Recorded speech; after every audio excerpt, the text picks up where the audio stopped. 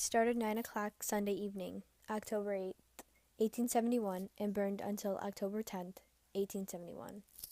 300 people lost their lives. 75,000 people lost their homes and businesses, and 3.3 square miles of land were scorched. And yet, in 1893, over 27 million people would come to visit this city. They would come to see a brilliant white city that had emerged from the ashes. Before it had closed on October 30th, 1893, over 46 countries would share their culture, 44 states would show their history, and countless inventions and scientific advancements would premiere. How did this glorious white city emerge from the ashes? Whose vision was this?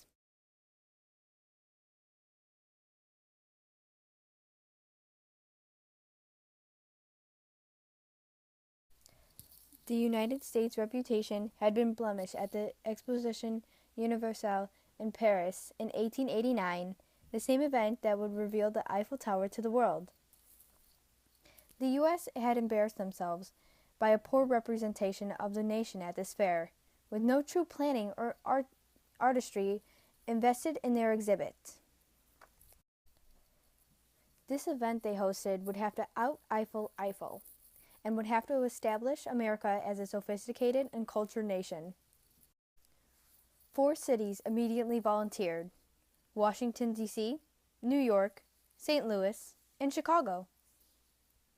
Despite fierce competition from New York, already established for being refined, Congress awarded the World's Fair to Chicago, a city that was still rebuilding its structure. Chicago's reputation was rather unsophisticated. It was known for pig and cattle slaughtering, factories and pollution, and railways. With this type of ill repute, how did Congress award Chicago with an exposition they hoped would restore America's pride?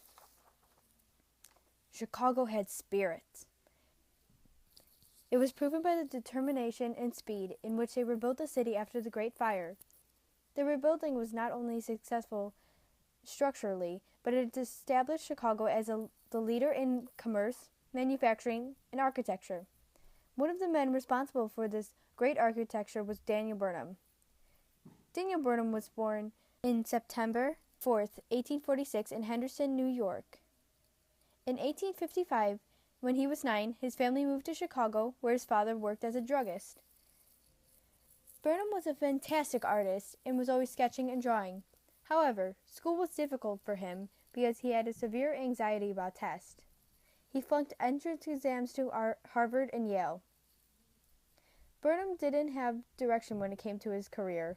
From the age of 21 until he turned 27, he was a draftsman, druggist, sold glass, and mined gold in Nevada. He even ran for the Nevada legislature. However, he failed at all of these.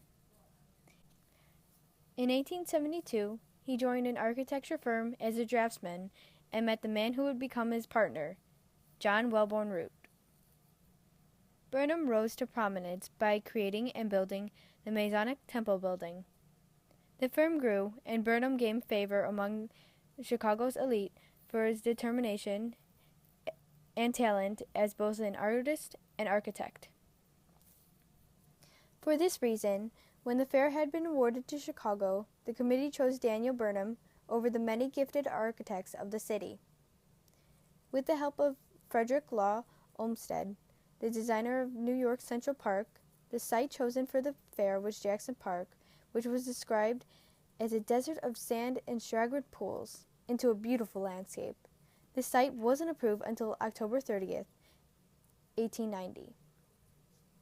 Daniel Burnham enlisted the help of other talented architects: George Post, M.B. Pickett, Henry Van Burt, Francis Millet, Maitland Armstrong, Colonel Emmon Rice, Augustus St. Gaudens, Henry Dragon Coleman, George W. Maynard, Charles McKim, Ernest Graham, and Dion Gurnley. These were the men that drew up the plans and ideas for the White City. Thousands of men would be needed for making sure these ideas came to be. This was the world's first Ferris wheel. It weighed over 1,300 tons and could carry 2,160 people at one time. The Republic, one of the most popular of all the buildings and statues at the fair. It was made of plaster, wrapped in gold leaf, and it stood 65 feet tall. Moving sidewalk.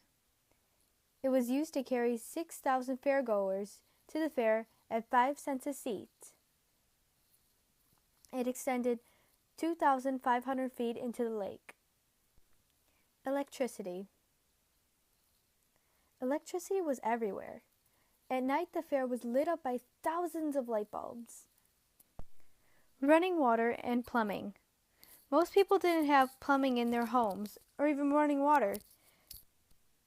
State and country representation. 44 states were there to represent their history, while 46 countries were there to share their culture. New inventions.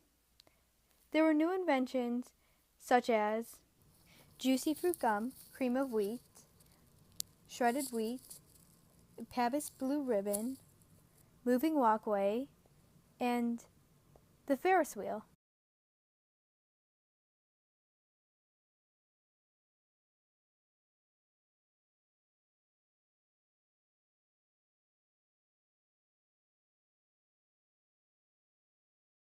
As we stand on the site on what was just a small section of the World's Fair, we can only pretend to understand the scale of it.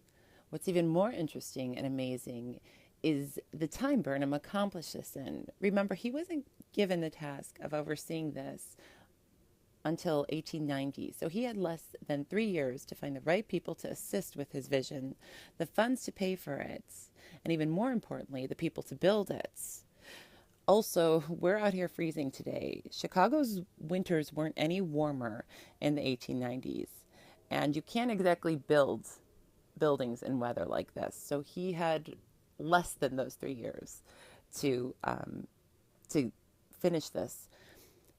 To understand what an accomplishment Burnham really achieved, you can contrast the World's Columbian Exposition with Millennium Park. Planning for Millennium Park started in October 1997, and construction started exactly a year later. It was to be finished for the Millennium Celebration of 2000. However, it didn't open until July 16, 2004. And that park occupies only 24.5 acres, whereas the World's Columbian Exposition was 690 acres. So it took 6 years to make Millennium Park and less than 3 years for Burnham and his associates and the builders to finish the White City.